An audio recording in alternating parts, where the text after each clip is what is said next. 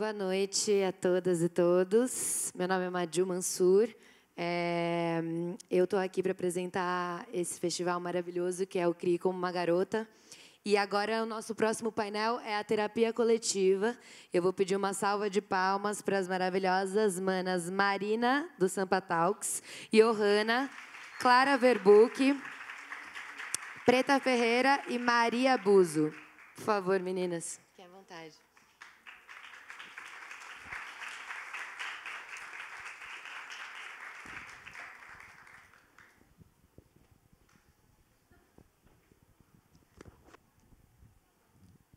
Olá, boa noite, pessoal. Bom, me apresentando brevemente, meu nome é Marina, eu faço parte do projeto Sampa Talks. A gente tem um projeto de suporte coletivo em que a gente tem o objetivo de unir mais as pessoas num mundo tão conectado, tão online.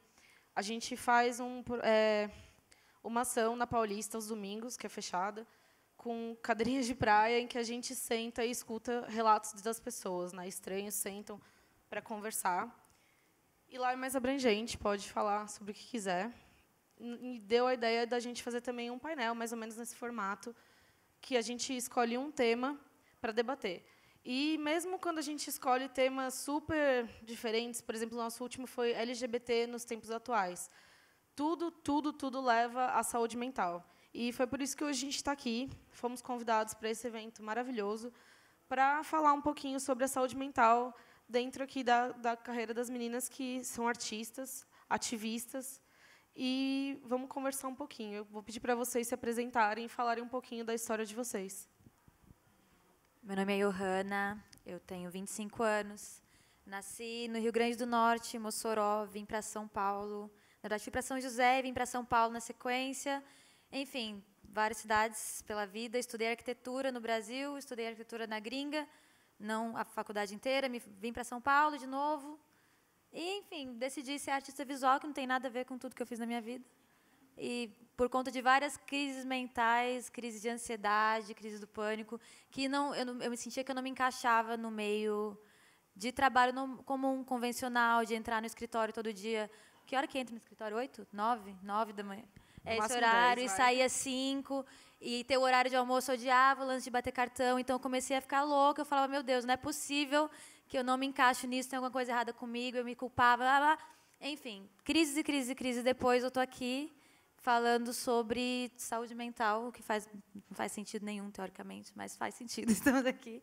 E é isso, trabalho com artes visuais e vivo disso, basicamente, hoje, tento manter minha sanidade, quando dá tempo. Olá, boa noite. Meu nome é Maria. Primeiro, eu queria agradecer muito o Sampa Talks pelo convite. Foi muito importante para mim e para as colegas que estão comigo no projeto que a gente está coordenando. Sou psicanalista, no comecinho ainda da trajetória.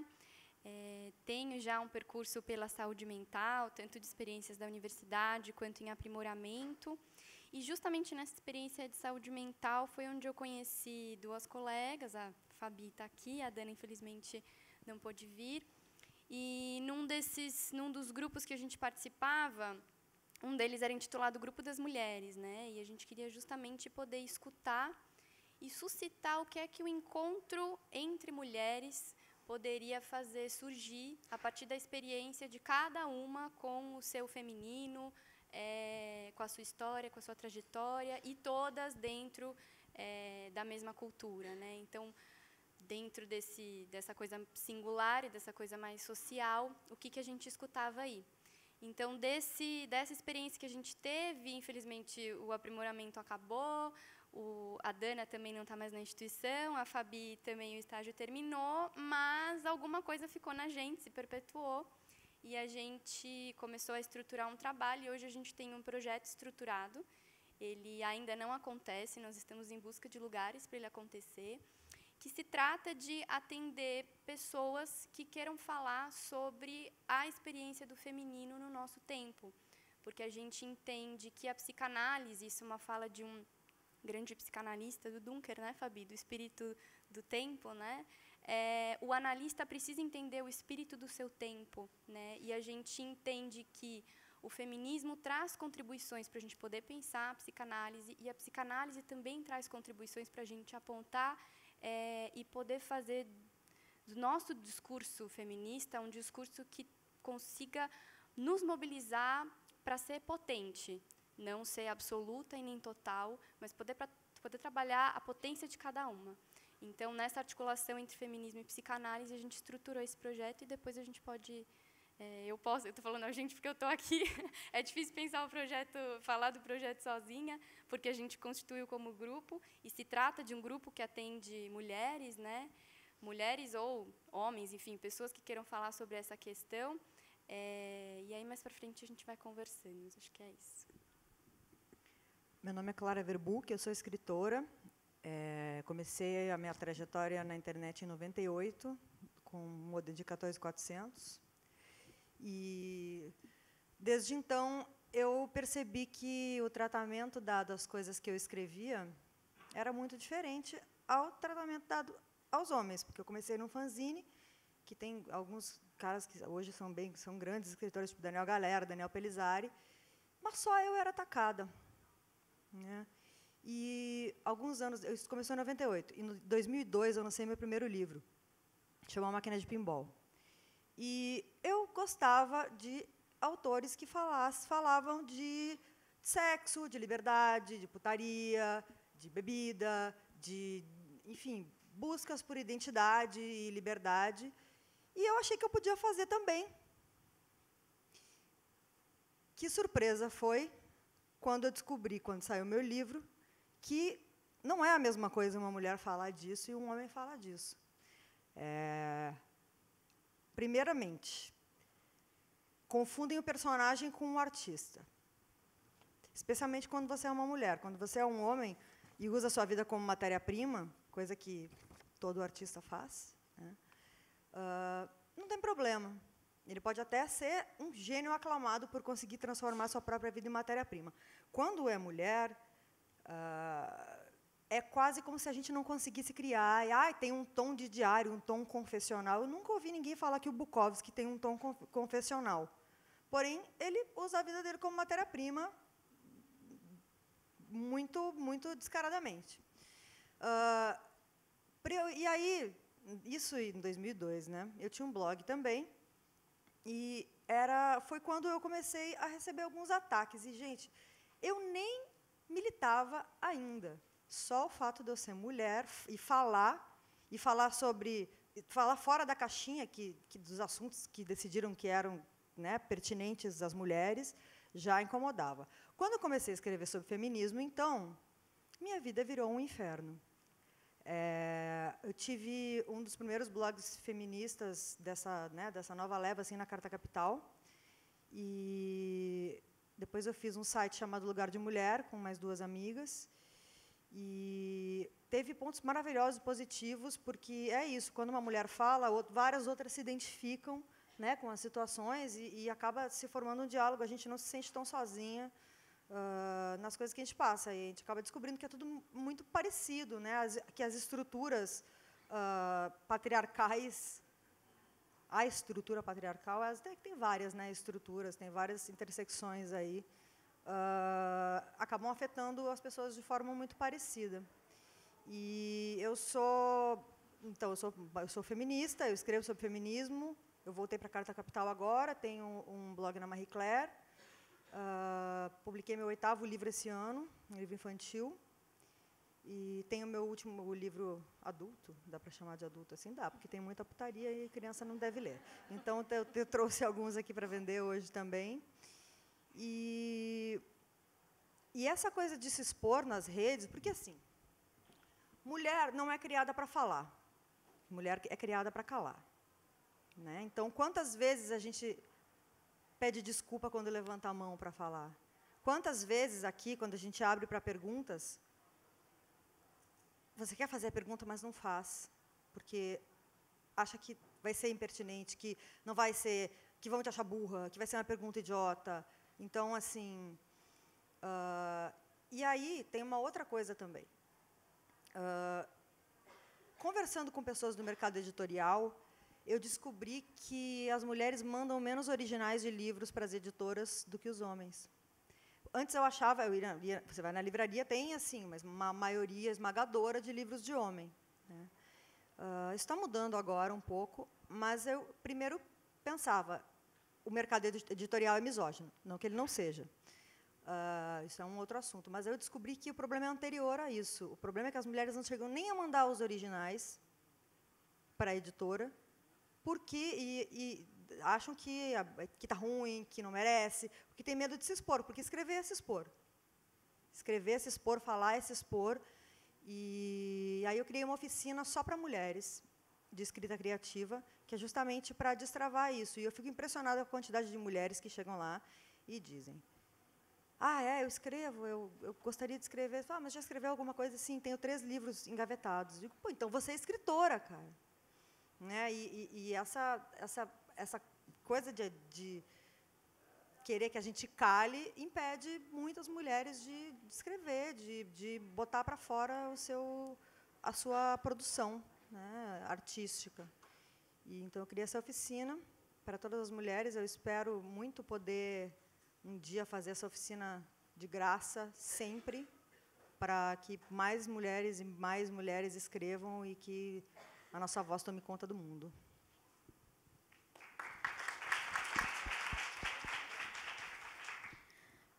Boa noite a todos e todas.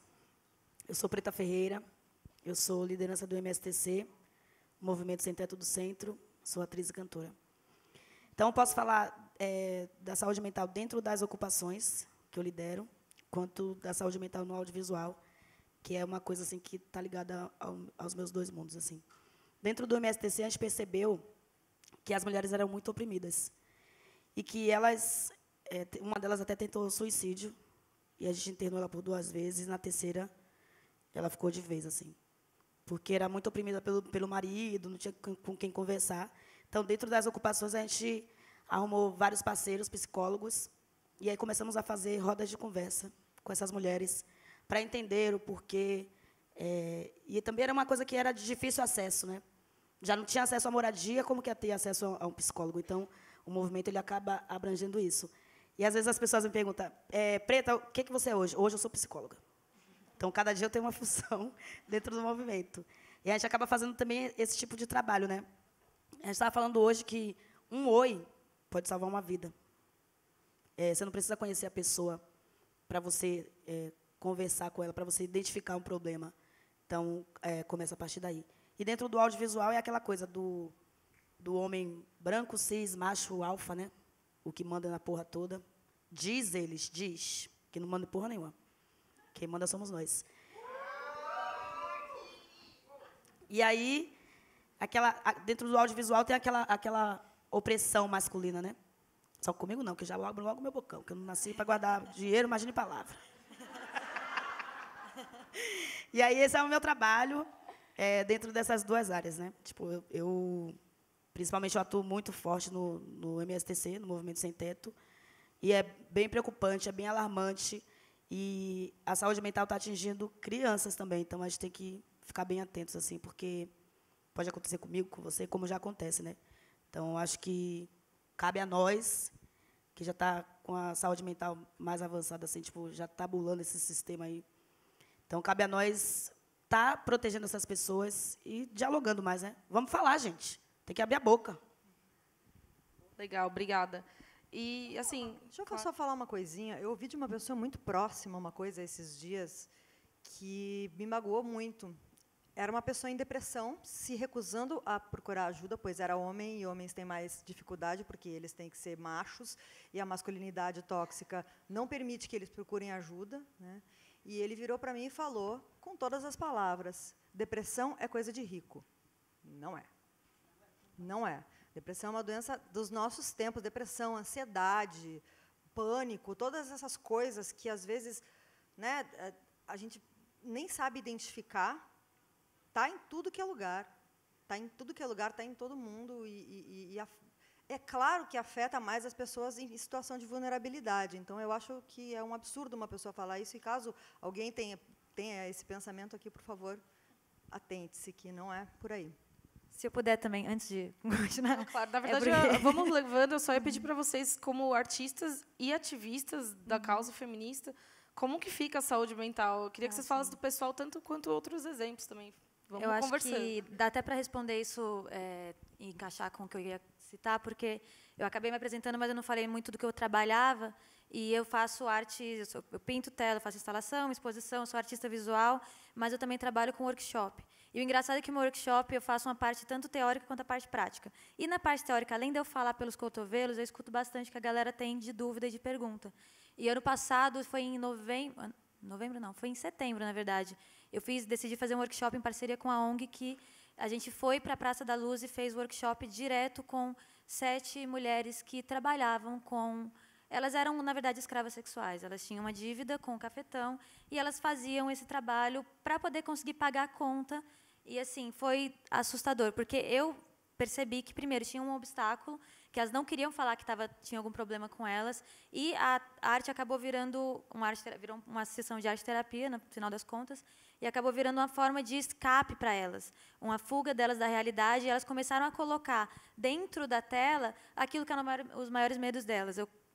O meu processo criativo tem tanto a parte de escrita quanto a parte de pintura, e eu brinquei com elas, eu fiz um processo que era de, basicamente, elas escreverem quais eram os maiores medos que elas tinham, cobrir aquilo com tinta sem precisar mostrar para ninguém, depois escrever em cima o que elas mais sonhavam.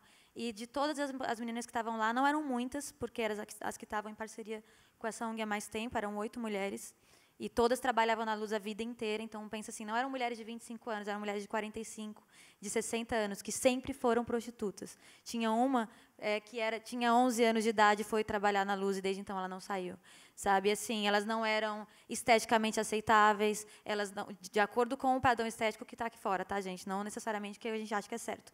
Mas, assim, elas eram completamente oprimidas pela sociedade, elas não sabiam noção de valor, não sabiam quem elas eram, sofriam silenciosamente, porque quem passa ali na Praça da Luz nem sabe quem é prostituta, nem sabe quem é explorada sexualmente, né? E todas elas escreveram, sem exceção, liberdade. Todas elas escreveram isso nas telas no final. E foi assustador, porque eu não esperava que fosse a mesma palavra. Achei que alguém ia querer falar algo em relação aos filhos, quisessem falar de alegria. Todas elas queriam liberdade. Então, a gente sabe que existe um número alarmante de pessoas que são vítimas de abusos sexuais e que estão presas em condições que elas acham que não conseguem sair. Eu acho que o primeiro passo é a conscientização, sim. O segundo passo é você entender que, assim, gente, você não está sozinho, tem um monte de gente com problema. E o terceiro passo é correr atrás de ajuda, sabe? E correr atrás de ajuda é correr atrás de gente como a gente, que é normal, mas que a gente tenta puxar quem está do nosso lado, quem pensa como a gente junto, e, assim, se tratar. É engraçado que eu me encontrei com elas e eu percebi que eu era muito semelhante a elas em muitos aspectos. Eu, Johanna, que, assim, não tive nenhuma origem rica nem nada na vida, mas também não fui pobre, né? Assim, não passei fome, que já quase passei fome, inclusive na época da faculdade. Mas, assim, eu me identifiquei com elas em muitos pontos de falas delas, em relação ao fato de se calar, ao fato de ninguém saber o que está acontecendo com elas, e é um lance que a gente se esconde dentro da gente. E eu acho que a arte, ela virou... Eu brinquei até, eu fiz uma entrevista, e eu percebi que a arte virou um lugar. É um lugar que a gente foge, é um lugar que a gente se esconde, e é um lugar que a gente se expressa. É o primeiro passo, tanto arte como escrita, quanto pintado, quanto fotografia. É um lugar que a gente se esconde para a gente conseguir se encontrar, sabe? E, para mim, virou... Eu não sei se... eu comecei a fazer terapia depois que eu comecei a pintar, mas eu acredito que tenha sido o que me salvou. Assim, na época que eu estava bem perdida, mentalmente falando, numa fase que eu não encontrava sentido em nada. E eu não digo que eu tinha vontade de me matar, porque eu achava muito doloroso para a minha família. Eu tinha medo de, tipo, continuar, de morrer e fazer uma dor muito que minha mãe não ia conseguir suportar, que eu sou filha única, minha mãe é sozinha. Então, assim, eu só não quis me matar por conta disso. Mas a arte, ela me resgatou e ela virou um espaço de refúgio. E eu acredito que, para a gente tem que começar, nós mulheres, a gente tem que começar, sim, a nos esconder dentro daquilo que a gente faz, seja fotografia, seja arte, seja escrita, mas a gente também tem que se encontrar e expor. E a gente não pode se calar diante disso. Então, eu até gostei do que você falou, do lance, que a gente tem que ter a nossa voz e de encontrar realmente pessoas que fazem trabalhos incríveis e não sabem como colocar isso para fora. E, assim, o primeiro passo é, expõe para a família, expõe para amigo, expõe para aquela amiga que você... Não, para a família, não. Começa com as amigas. Dependendo do seu trabalho, você é melhor não expor para a família, né? Expõe para qualquer pessoa que você se sente confortável, mas começa a expor, sabe? Por mais que seja doloroso, porque é um processo de descoberta seu, eu sei que é difícil expor. É difícil você colocar para fora o seu maior sonho, o seu maior medo. E esse tipo de coisa é um processo que, por mais doloroso que seja, às vezes é mais fácil só tirar o band-aid de uma vez, do que você ficar assim, ai, mas não sei. A gente fica muito tempo aqui assim, sabe? Fala, gente, fala, pelo amor de Deus, sabe? Tipo, só começa a agir. Tipo, a gente perde tempo porque a gente fica pensando em si.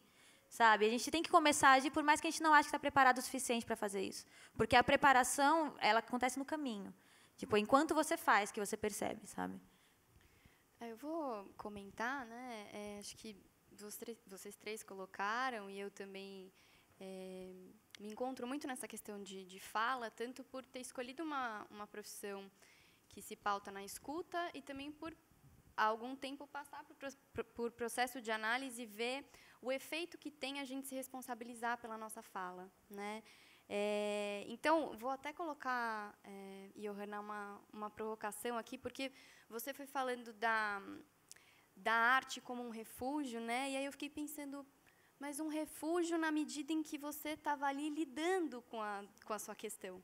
Então, é um refúgio que, ao mesmo, assim, não é um refúgio que você se paralisou, se engessou, não pôde sair dali. É um refúgio que você pôde imobilizar. Tem uma coisa que você fala quando você está se apresentando, que você fala, entra em crise, e daí você criou. Né? Então, eu acho que tem alguma coisa muito interessante quando você traz o que vocês foram passando lá e a necessidade de criar uma roda de conversa, né? De poder falar. Tem uma coisa que eu acho que isso no trabalho que a gente tem estruturado, a gente coloca muito, né? Poder entender ou tentar enxergar que, uma frase que a gente tem lá no projeto, né? Se hoje a gente luta por liberdade, se hoje a gente luta por conquistas a mais, é porque em algum momento a gente reconheceu que a gente não teve. É porque em algum momento a gente reconheceu que não dava para ficar e de crise em crise a gente pôde criar, né? Pôde lidar com aquilo que nos faltava e pôde não tentar fazer com que essa falta não existisse, né? Ela não deixou de ter os problemas que ela teve, as coisas ali, né? As pessoas não passaram a ter moradia e habitação, mas é poder lidar com aquilo que se tem e, a partir dessa falta, se mobilizar a fazer alguma coisa, né? Então, na análise, a gente se encontra muito com isso, tanto em análise individual como em análise em grupo. A gente começa a se colocar, e é muito engraçado quando a gente pensa no falar, e aí, em análise, de repente, a gente solta um ato falho, assim, e o ato falho é aquela palavra que, no meio de uma associação, a gente vai falando, e aí eu queria falar água, falei vinho. E aí o analista vai lá naquela posição bem chata de analista e fala, tá, você falou vinho, você não falou água, e você vai associar isso com o quê agora? Ao que isso te remete, né? E aí, daquilo que a pessoa achou que estava falando errado, ela começa a associar, começa a entrar numa cadeia aí de pensamentos e de ideias, e ela vai chegando em outros pontos muito mais íntimos. Então, por que eu estou falando isso? Porque falar implica em se responsabilizar por aquilo que você fala. E isso não é fácil, isso não é simples. Então, é claro que a gente precisa falar, e eu acho que o feminismo é uma coisa que vem para a gente poder abrir cada vez mais espaços, né? Não tomar como uma coisa dada, porque, pelo menos eu vou entendendo, e acho que as mulheres aqui também, que é um processo que a gente tem vivido, né? Está em processo, a gente está construindo, então, poder cada vez mais abrir espaços de fala e também poder, e aí é onde a psicanálise vem para fazer esse atravessamento, né, para fazer essa composição com o feminismo, para que a gente possa entrar em contato com aquilo que é desconhecido de nós, que é essa palavra que escapa e que a gente não queria que ela escapasse, mas que a gente tem que se responsabilizar por ela. Porque é muito comum, e isso eu trago de um fragmento de análise própria, assim, o quanto em algum momento alguma coisa ali era muito mobilizadora de sofrimento para mim, e eu fui associando e fui chegando numa visão. Eu até falei para a minha analista, eu falei, caramba, falei o nome dela, né? Fulana, que machista isso, né? E isso dizia de algo muito meu, né? Muito íntimo. Então, o estudo do feminismo, tudo aquilo que a gente se debruça para poder conquistar esses espaços, ele é muito importante. Mas tem algo nosso de desconhecido que a gente precisa considerar para poder fazer alguma coisa com isso, né? E eu acho que a arte vem justamente nesse lugar de poder, não necessariamente pela palavra, mas de poder trabalhar com aquilo que é uma inquietação para a gente, e pela arte a gente poder fazer alguma coisa com isso, ou iniciar uma elaboração, ou elaborar de fato. Sim, acho que, desculpa te interromper, só porque, só complementando o seu raciocínio, é legal o ponto que você colocar também da parte de que você pode se achar pela arte, porque o Sampa Talks tem um pouco disso, puxando um pouco a sardinha para o nosso lado, só que é o lance da identificação. Você conseguiu desmistificar algumas coisas como identificação pela arte. E acho que para a gente rola isso também. Nós não somos psicólogos, mas a gente está ali disposto a ouvir, e as pessoas se identificam com uma pessoa tão frágil quanto você, e é uma via de mão dupla, porque a gente também se identifica com a pessoa que está ali frágil, sentada e falando, e já é alguma coisa, levando para o sentido não da arte, mas de alguma forma de melhorar a nossa saúde mental. Mas é que você entra na questão do que é arte, né? A gente vai aqui dentro do MIS, tem uma exposição que é um monte de giz ali no canto, que é incrível, e que você escuta o que está acontecendo. Eu nem prestei tanta atenção, só vi, analisei as questões do que é regra do professor, vai falar na sala de aula, etc. E a arte, para mim, é a expressão, ponto. Tem outras coisas, além de o lugar que você se esconde, mas é a expressão, alguma coisa você está expressando. Nós, como mulheres, a gente aprendeu a se calar a vida inteira, não se expressar de maneira nenhuma. E a arte está não só na tela que eu pinto, mas está na música que eu escuto, ou a música que eu faço, ou no poema que eu componho, ou no texto que eu escrevo. Está em tudo aquilo que a gente faz, contanto que você crie, contanto que você expresse algo, seja o seu contentamento ou descontentamento. E é nisso que a gente encontra o sintoma. Eu percebo, assim, essa semana tem uma amiga minha que ela foi parar na UTI do nada, de um dia para o outro, porque ela não sentia nada de dor, não sentia nada, e no dia seguinte ela acordou foi direto para o hospital, tiraram o caroço dela, enfim, ela está com uma doença bizarra, que ela não tinha sentido nada antes. E a arte, ela vem para mostrar os sintomas que estão acontecendo na nossa sociedade. Então, se agora a gente está começando a ouvir mulheres que estão falando, por que demorou tanto para a mulher se expor? Só um parênteses dentro do que eu estou falando, daqui a pouco eu volto, que eu falo bastante. Por que demorou tanto para a gente reconhecer o que estava acontecendo? Porque a mulher não falava. Então, a gente não conseguia sentir qual era o problema. A gente não conseguia entender o que estava acontecendo na sociedade, porque a gente estava sofrendo quieto. Quando a gente começou a abrir a boca para falar, a gente falou, puta, peraí, tem alguma coisa errada aqui, tem algum problema, tem alguma doença que a gente precisa tratar. E a nossa sociedade está doente. E a arte ela é uma forma de mostrar a doença que está acontecendo na nossa sociedade. Tem exposição que você entra, gente, que você não sai mais triste que quando você chegou? É uma coisa esquisita. Você entra e você fala assim, eu não sei o que está acontecendo. A pessoa que produziu isso aqui estava num caos mental. E é real, e você vê pessoas... Porque a nossa sociedade está doente, a nossa sociedade está depressiva, ela está ansiosa. Se você não produz algo que, de alguma maneira, expresse aquilo que você está sentindo, você não está produzindo, de fato, algo que é arte, que é expressão. Porque Van Gogh ele só virou quem ele era porque era um cara louco que produziu algo incrível que você consegue entender, enxergar o sintoma da doença e da solução dele dentro da obra. Então, acho que... Quando a gente fala sobre o que é arte, a gente entra dentro desse aspecto, sabe? O lugar de fala, quando a gente começa a se expressar, seja a expressão qualquer, a expressão que a gente use, a gente começa a enxergar onde que está doendo, sabe? A gente começa a enxergar, peraí, isso aqui não está tão certo quanto deveria estar. Isso aqui, essa família está sofrendo um problema. Peraí, que é a importância da roda de conversa também. Então, a arte ela não é só a pintura. Para mim, a pintura é um meio. Eu uso isso. E, às vezes, eu me irrito, porque eu sinto que ela não me fala tudo que eu queria que ela falasse. Sabe? Então, é por isso que a gente começa a mesclar tudo. Hoje em dia, a arte ela é uma instalação. Você entra, você sente, você vê, você escuta, você experimenta o espaço, porque a gente percebe que não é só uma coisa que é capaz de expressar aquilo que a gente sente. É a soma de tudo. Né? Não sei, eu estou falando muito. Para, gente. Próximo. Eu quero só complementar aqui algumas coisas que vocês falaram, que a sociedade ela é tão massacrante, tão desgraçada, que a gente apresentou alguns psicólogos para algumas famílias passarem, algumas mulheres, e eles falaram que isso é coisa de rico e louco. Tipo, eu não quero passar, sabe? E aí depois a gente foi fazendo aquele trabalho de mostrar como funcionava, e aí depois que elas passavam, elas falavam, nossa, se eu soubesse que era assim, já teria ido antes. E aí elas começam a exercer a psicologia dentro de casa ou dentro do prédio com outras famílias, e é bem foda, assim. E é engraçado que o Nelson Félix fez uma exposição lá, falando sobre esquizofrenia, para família de sem teto. Tipo, como que a pessoa vai entender o que é esquizofrenia naquela... Uma arte toda louca lá. Tipo, eu vou no museu, não vou entender nada dessas loucuras. Começa por aí, que pobre não vai no museu, porque não tem tempo e nem grana. Porque museu é feito para elite. Museu, a história do preto só é retratado na história da escravidão, do povo indígena sofrendo, morrendo ali. A gente vai no museu só para ver essa desgraça aí. Que nossa história não está ali de verdade, né?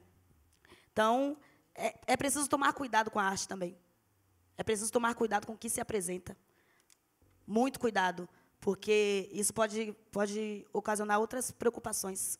Então, a gente tem que se preocupar com a fala, com a escrita, com o desenho, com a leitura. Precisamos nos policiar a todo instante. É o que ela estava falando, de se responsabilizar pelo que a gente fala, né? E a gente está nessa época muito maluca de redes sociais, que, às vezes, uma coisa que você fala vai parar no Fantástico. Sabe? Assim, não era uma coisa que você estava esperando. E aí sua vida vira uma bagunça também. Cara, e quando a gente, assim, eu ouvi a Johanna dizer 2 vezes se refugiar e depois se esconder. Pode até que seja um refúgio, mas eu não me escondo, não. Para mim é o contrário. Eu mostro exatamente e sou muito clara, inclusive meu nome é Clara, sou muito clara no que eu estou querendo dizer e tento ser o mais explícita possível, literariamente falando, né? Não explícita didática, mas explícita no que eu estou sentindo. E, para isso, eu tive que absorver muita coisa, escutar muita gente, entender também que tem coisas que eu diria que talvez fossem problemáticas para outras pessoas, né? Então, é um lugar de escuta, é um lugar de responsabilidade. Você escrever é uma responsabilidade. E outra coisa muito doida que você falou também, tem muitas vezes que eu estou escrevendo no fluxo mesmo, porque tem vários tipos. Como eu trabalho com isso, às vezes eu tenho que escrever uma reportagem e eu vou lá e escrevo a reportagem. Escrever um texto encomendado, vou lá e escrevo. Mas eu estou falando do meu trabalho autoral, é um vômito. Né? É uma coisa que sai, é um caroço que está aqui, ou que eu acordo no meio da noite, eu não consigo dormir, e escrevo um bagulho que sai, às vezes, até para eu entender o que eu estou sentindo. Né? Que eu estou sentindo em relação a outra pessoa, que eu estou sentindo em relação à minha situação, ou até a situação de outra pessoa próxima, ou a situação que a gente está vivendo nesse país insalubre. Né? Inclusive, temos aqui hoje, na nossa plateia, uma mulher censurada, que é a Estela. Está ali, ó. Ela está no comercial do Banco do Brasil, que o Bolsonaro mandou tirar do ar. Eles resolveram fazer um comercial mostrando diversidade, né? E o Bolsonaro não gostou. Que surpresa, né, gente? Não gostou, e pessoalmente foi lá, se meteu, mandou tirar. E está lá a cara da Estela, então eu acho que a gente tem que fazer rodar esse comercial muito mais do que rodaria nas mídias tradicionais. E tem uma outra coisa, que é quando a gente começa a falar, as pessoas começam a falar com a gente também. E quando a gente fala de assuntos pesados, de abuso, de estupro, de relacionamentos tóxicos e essas coisas, às vezes eu vou desabafar e acabo pior do que eu estava antes. Porque eu falo, porque você não sabe com quantas pessoas você está falando, na verdade, né? Mas você publica, torna público, e vem uma enxurrada de outras coisas similares, piores, e as pessoas vêm te pedir ajuda. E, cara, às vezes, eu só consigo redirecionar. Redireciono para a rede feminista de juristas, quando é uma questão de violência. Vou redirecionar... se prepara. Começar a mandar coisa para vocês também, porque, assim, eu sou uma escritora que talvez represente o que muita gente sente, mas eu não tenho como ajudar essas pessoas, às vezes, né, no problema dela lá. Eu não tenho como... Eu tenho como escutar, tenho como conversar, e tudo mais, mas eu não sou uma profissional. Né? Às vezes eu não sei como agir, talvez eu fale a coisa errada. E é bem complicado, assim, essa coisa da gente se expor. Porque eu também, agora já foda-se, já era, eu já me expus, já tem minha cara, já tem minha ficha, já saí no site do Olavo de Carvalho, já descreveram a verdade sobre mim lá, eu não quis ler porque eu não quero saber a verdade sobre mim. A partir dos olhos deles, né? Então, eu acho importante assim que a gente também tenha... Não acho que é para todo mundo, porque não é todo mundo que tem estrutura psicológica para aguentar meter a cara no rolê e falar as coisas que tem que ser falada, mas a minha cara está aí para isso. Eu me dispus a isso na minha vida. Isso suscitou em algo que, durante algum tempo, me causou um problema. Eu sou escritora. A partir do momento que eu comecei a falar de feminismo, eu virei feminista. Feminismo não é profissão, gente. Ou militante feminista, desconsiderando toda a obra que eu produzi antes, né? Então, eu já fiquei muito puta com isso, assim. Eu escrevo sobre feminismo também, mas os meus livros são todos obras de ficção. E eu sempre digo, eu não sou uma escritora feminista, eu sou uma feminista que é escritora. Escritora feminista é aquela mulher que está produzindo textos de humanidades, de estudos e dessas coisas. Eu até escrevo sobre isso também, mas eu escrevo sobre muitas coisas, e os meus livros não são sobre isso. Vai sair um livro sobre feminismo, aí podem me chamar de escritora feminista, depois que sair esse livro. Agora, não. Eu sou uma ficcionista que milita pela causa feminista. Né? E essa coisa da gente receber, a carga que a gente recebe, eu imagino que a sua deva ser também foda, né? Assim, dos problemas, que são os problemas muito pesados, são umas coisas que você não tem o que fazer, você não sabe como ajudar, o máximo que você pode fazer é escutar. Só que aí depois você escuta, você vai dormir e você quer morrer. Você pensa, caralho, o mundo é um lugar horroroso, sabe? Tá todo mundo fudido. A mulher que você acha que tá mais foda lá, você vai ver, ela apanhou do marido. E você não imagina. Meninas, sabe? claro, né, todo mundo... Na verdade, a gente chegou no momento que o Sampa Talks adora, que é jogar para a galera. A gente quer saber se alguém aí tem algum depoimento, alguma pergunta, por favor.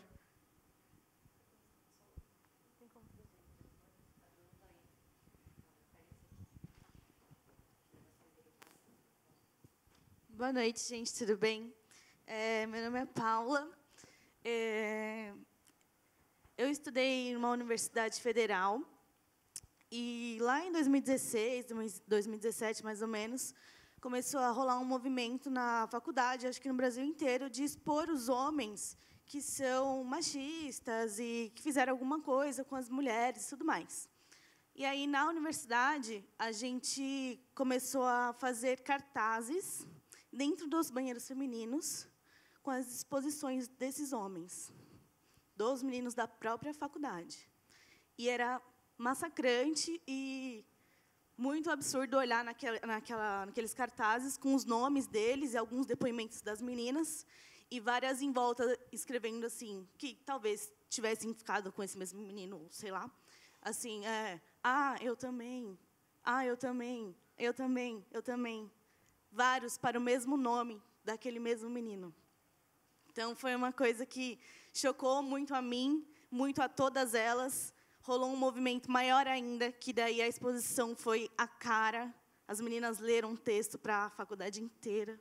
Foi uma coisa incrível e foi um movimento muito chocante. Teve muitas meninas que não quiseram se expor, obviamente, né? Mas, depois de um tempo, rolou um bloqueio de vários nomes de meninos de não poderem mais ir em festas e tudo mais. Foi isso que rolou, é um depoimento. Obrigada. Será que eles iriam? Houve casos que eles tentaram ir, viu? Eu acho que deveria unir todas essas mulheres e dar logo um pau nele, para ele ficar esperto. Poucas. Cara, assim, essa coisa da exposição, eu acho... Eu mudo de opinião toda hora sobre isso. Porque, ora, eu acho necessário, quando é serial, e óbvio que tem um cara fazendo a mesma coisa com muitas mulheres, ora, eu acho que pode ser um erro, porque vira uma perseguição, que, na verdade, é um comportamento estrutural.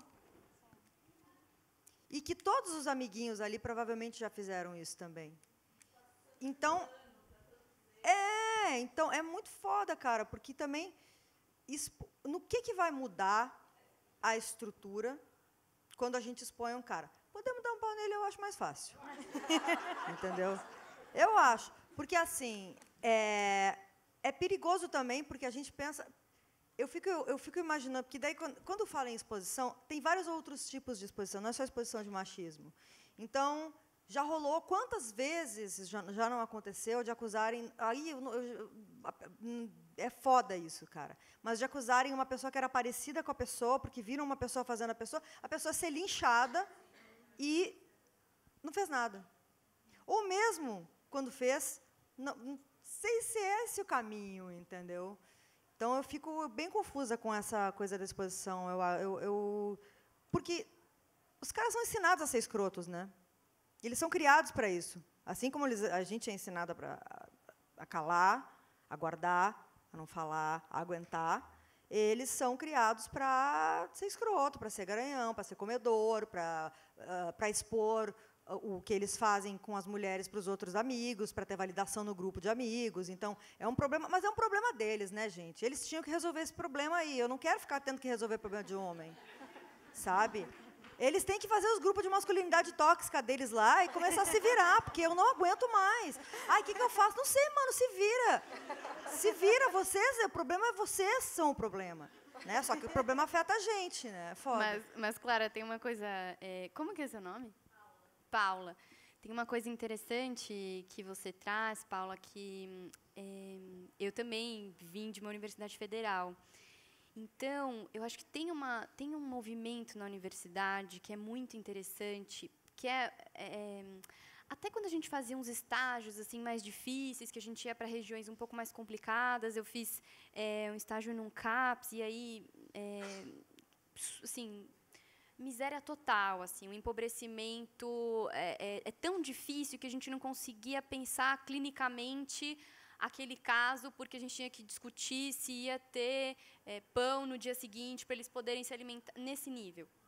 A universidade, ela dá um lugar para a gente se sente assim, como é que eu posso dizer...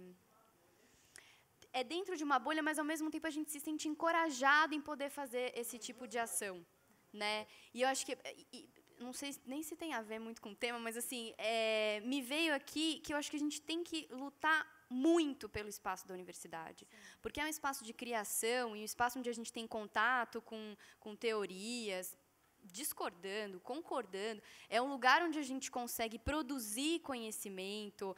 Agora começou uma hashtag que eu não sei se começou agora, mas eu tive contato com isso agora, das mulheres na ciência, né? Então, assim, é um espaço onde a gente pode e a gente se encoraja nesse sentido. Agora, isso que a Clara traz de um risco, ao mesmo tempo...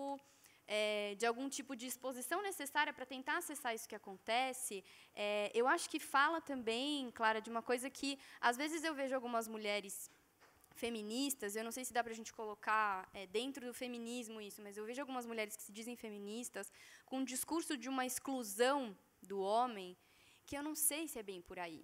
Porque saudável, se a né? gente porque se a gente está lutando e a gente está pensando... E a gente sabe que vivemos entre homens e mulheres, né? Trans e tudo mais. Bom, a gente tem que incluir.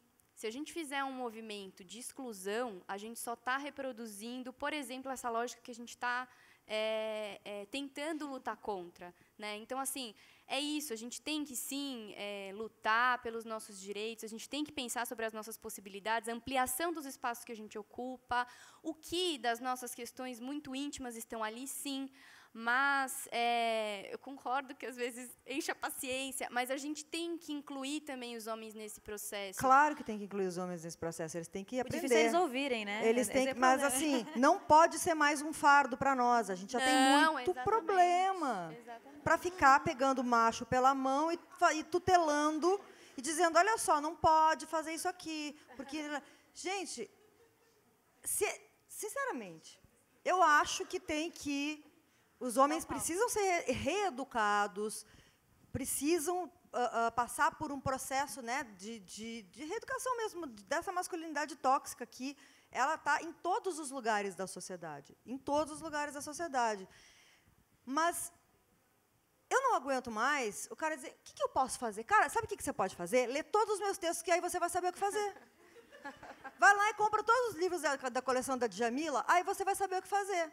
Vai lá e procura o material, porque as coisas estão aí. O homem está acostumado que a gente pegue ele pela mãozinha e ensine, sabe? É essa que é a questão. Tem. Eu quero só complementar que a gente está falando muito dessa coisa de estrutural, né? Acabou, não existe mais estrutural. Racismo não é mais estrutural, machismo não é mais estrutural. Sabe por quê? A gente pode desestruturar essa merda toda. Quem está fazendo isso aí dizendo que é estrutural é porque quer. Só continua quem quer, porque a internet está aí para ensinar, existe uma porrada de livro aí, existem nós aqui para ensinar, para explicar, que toda hora a gente tem que estar reafirmando, não é estrutural, não, é porque quer. Mas, assim, só um parênteses, porque eu concordo... Desculpa, só vamos encerrar para a gente pegar a próxima pergunta, mas conclui o raciocínio. Só assim, eu concordo, porque a gente tem informação, a gente tem conhecimento acessível, só que quando você vai ver, eu tive uma experiência... 5 anos atrás, eu trabalhava como garçonete numa hamburgueria no centro de São Paulo. Todo mundo que trabalhava na cozinha era nordestino. Eu sou nordestina, nasci em Mossoró. Eu perdi o sotaque por criação, porque eu cresci aqui. Mas, assim, quando você via a galera que saiu de lá, que não tem, eles não sabem que eles têm acesso a conhecimento. Para eles, o Brasil, a gente gasta cerca de 11 horas diariamente em rede social. Tipo, rede social, Instagram. Vendo o quê? Meme e vendo vídeo engraçado e, sei lá, e isso eu digo teoricamente. Gente, o nosso presidente é um meme, então, assim, a gente tem a informação, só que a gente não sabe que a gente pode usar isso para um lado positivo. E, assim, quando eu via a galera lá da cozinha falando, briguei com a minha mulher ontem, dei um tapa na cara, eu falava, mas como assim? Oi? Tipo, eu falo, mas como assim? O cara dá e ele acha que é normal. Então. Ele ainda, a gente está em 2019, né? Eu trabalhei... A gente ainda acha normal, Tanto gente. faz, né, gente? Tá tudo ruim igual. E assim, teoricamente, a gente está numa bolha dentro de bolha dentro de bolha. A gente consegue escutar o que a gente gosta. E o problema da rede social é que você acha que todo mundo que você segue, todo mundo que te segue, é uma amostragem do mundo. Só que, assim, quando você começa a ver... Desculpa, eu já vou cortar já. Quando você começa a ver que, assim, tem uma galera que usa 11 horas do dia usando Instagram e não sabe nada sobre nada, e não é porque é o lance estrutural, mas é o problema da falta de conhecimento. Mas, cara, sabe por quê? Sabe que pode, a falta de conhecimento é privilégio. Esse tipo de coisa é porque ele nunca teve que parar para pensar sobre isso. Então, é privilégio o nome disso, na verdade. Sim. Sabe? Com certeza, falta informação política. Gente, olha onde a gente falta vive. Tudo, está difícil. Elegeram o Bolsonaro. Né? Então, assim... Posso só falar uma última frase, assim, né? Que eu acho que a gente também... É importante a gente reconhecer quando o externo é aquele que nos ataca de alguma maneira. Mas eu acho também importante, quando a gente, por exemplo, seja num trabalho de análise, ou seja em alguma fala que a gente solta, poder reconhecer aquilo que a gente ataca em nós. Porque tem. Né? Quantas vezes a gente já não parou ou já se pegou num pensamento extremamente machista, enquanto a gente está nessa onda feminista e que a gente está querendo que isso aumente? Quantas vezes? Quantas vezes a gente que tem instrução e luta... E digo isso, assim, né, eu não sei o que uma pessoa negra, por exemplo, passa, mas quantas vezes a gente faz um discurso antirracista e, às vezes, a gente tem atitudes racistas, sim. Então, é importante a gente poder fazer esse movimento daquilo que a gente... da defesa que a gente faz de alguma coisa que nos ataca externamente, mas poder reconhecer o que daquilo tem na gente. Aí, sim, a gente começa a ver que, bom, tem alguma coisa disso em mim. Então, também não dá para eu demonizar o outro, mas dá para eu fazer alguma coisa com isso. Aí, a mudança, acho que a gente consegue, de fato, mobilizar. Mas não é demonizar, sabe? Não, tem Tempo. Só para a gente conseguir, antes de encerrar, ela queria muito perguntar rapidinho, e aí a gente vai precisar encerrar. Eu estou muito triste, a gente podia ficar aqui até amanhã. Gente, vocês falam Vamos demais. fazer lá fora, a gente junta o grupinho, vamos lá fora, gente. Lá fora tem cerveja, gente. Vamos lá bater um papo, que tá muito bom. Mas vamos lá, sua pergunta, por favor. Oi, gente. Oi, gente. Eu sou a Marina, eu vou ser muito breve. Eu sou cineasta, sou roteirista atualmente, finalmente. E há 7 anos eu era estagiária de produção e fui fazer um estágio num filme que chama Aerotel Cambridge. E eu conheci a Preta, que atualmente é uma das minhas melhores amigas. Por isso que eu estou aqui, inclusive. E aí, a gente começou a se cruzar, tanto no cinema quanto nos movimentos sociais. A Preta sempre com uma liderança, enfim. E o ano passado, graças a essa eleição surreal que a gente teve, a gente se uniu de uma forma bem legal, porque a gente se encontrou dentro de uma campanha. E esse ano, do ano passado para cá, né, a Preta produziu um clipe. Nesse clipe tinham 50 mulheres, Preta? 50 mulheres, entre indígenas, quilombolas e negras. E esse clipe foi feito com uma música que a Preta fez durante a produção de um filme. E a gente fez o clipe na guerrilha. Quem quiser, inclusive, ver no YouTube, tá? Chama Minha Carne, o clipe.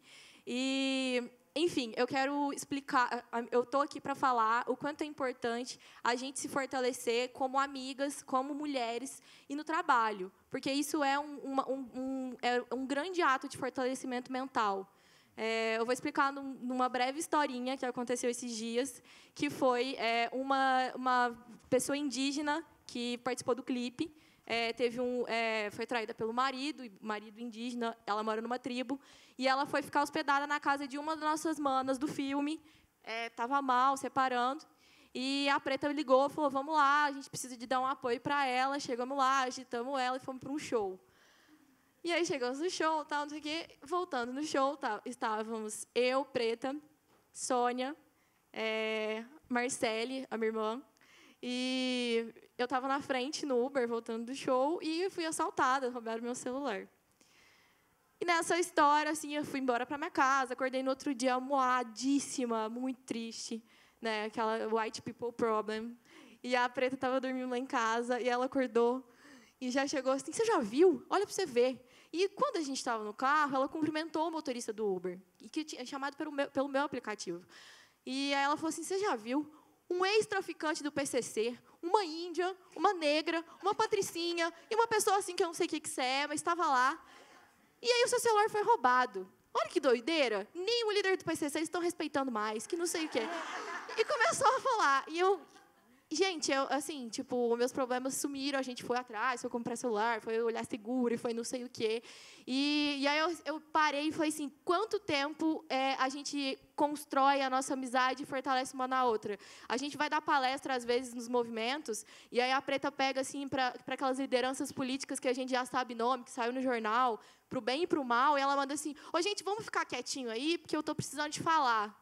E, assim, a gente entende assim, o quanto que uma fortalece a outra. E não só a gente, as 50 mulheres que a gente trabalhou no clipe, como virou uma família de sororidade. Tem uma outra que está com um problema de depressão. E aí ela vai e fala uma coisa, e a gente fala, nossa, ela está louca, né? Não, ela está com depressão. E aí a gente vai lá, dá um abraço nela. E, enfim, amanhã é aniversário da Preta. E festa. Essa taurina... E é só para falar assim, que a gente precisa muito ser amiga de mulheres e trabalhar junto com mulheres. Eu hoje em dia, eu não tenho medo de ir na sala de roteiro, brigar com um macho branco que está querendo colocar um papel numa mulher, aquela mulher não é nada de submissa. Eu falo, lindo, desculpa, você pode ter ganhado 1000 prêmios, mas assim, eu sou mulher. Você não pode falar o que eu tenho que falar. E a gente vai aprendendo isso aos poucos. E é isso, assim, vamos ser amiga de mulheres, vamos trabalhar com mulheres, vamos aprender, a entender que o meu feminismo é diferente do feminismo negro, e cada uma tem a sua luta, e a gente tem que respeitar, a gente tem que se unir. E é isso, só isso. Valeu, Xará, minha, Marina. Gente, muito obrigada por terem participado desse painel, obrigada a vocês por tudo que vocês falaram, a gente precisa encerrar. Obrigada, gente. Vamos... Peraí, só deixa eu falar uma coisa, eu falei que eu trouxe os meus livros para vender. Tem as minhas camisetas lá também, uma delas diz a carência é a mãe da roubada. Lembrem-se sempre disso, muito obrigada. Obrigada. E não esqueçam de ver o clipe, tá no YouTube, chama-se Minha Carne. É um clipe muito foda, é sério. Se vocês não gostarem, vocês nem... Pode mandar mensagem me xingando. E, gente, uma coisa, na próxima rodada a gente vai passar o clipe pra vocês terem uma prévia do que é. Quem quiser... É sério, gente, eu não quero ver ninguém chorando, viu? Quem quiser depois seguir no Instagram, ou no Instagram não, desculpa, no Facebook, o nome do projeto que eu participo, que a Fabi também coordena, se chama O Feminino em Nós, tá bom? E também Obrigada. estamos nas redes sociais como Sampa Talks. Obrigada, gente.